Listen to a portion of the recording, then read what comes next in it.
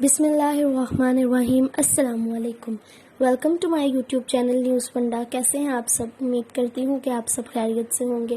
خبر کی تفصیلات کی طرف بڑھنے سے پہلے میری آپ سب سے گزارش ہے کہ ہمارے اس یوٹیوب چینل کو سبسکرائب کر دیں اور ساتھ دیے گئے گھنٹی کے نشان کو لازمی دبائیے گا تاکہ آنے والی تمام لیٹسٹ اور نیو ویڈیوز کا نوٹیفیکیشن سب سے پہلے آپ کے پاس پہنچ سکے۔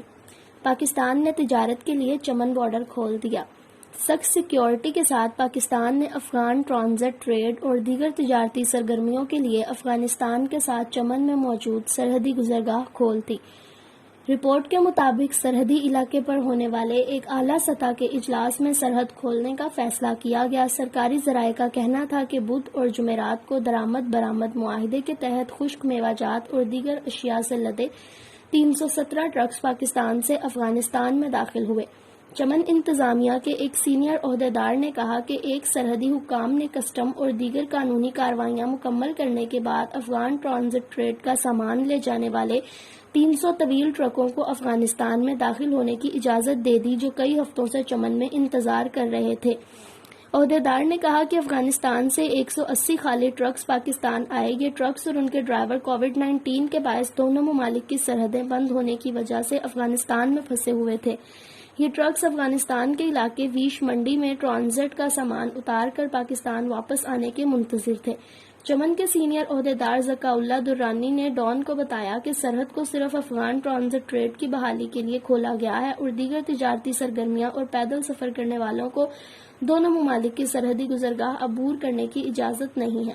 انہوں نے کہا کہ چمن میں ہونے والے اعلیٰ سطح کے اجلاس میں صرف تجارتی مقصد کے لیے سرحد کھولنے کا فیصلہ کیا گیا ہے، تاہم وہ مزدور جو سرحد کے دونوں اطراف سے چھوٹی ڈیوٹی پر فری اشیاء لا کر اپنا روزگار کماتے ہیں، ان کے نمائندوں نے مطالبہ کیا کہ ان کے اور چھوٹے تاجروں کے لیے سرحد کو ہفتے کے 7ویں روز کھلا رکھا جائے۔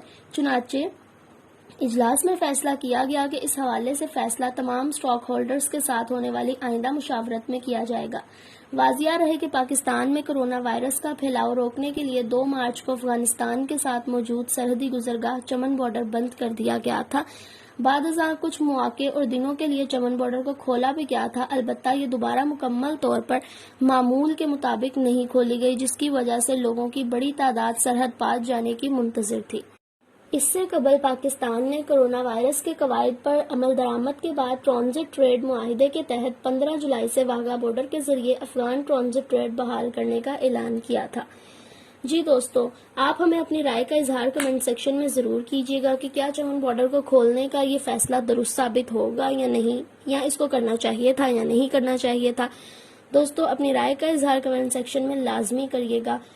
اگر آپ کو ہماری ویڈیو پسند آئے تو اسے لائک شیئر کرنا مت بھولیے گا اور چینل کو سبسکرائب بھی کر دیجیے گا۔ اوکے دوستو، اللہ حافظ، دعاؤں میں یاد رکھیے گا۔ فی امان اللہ۔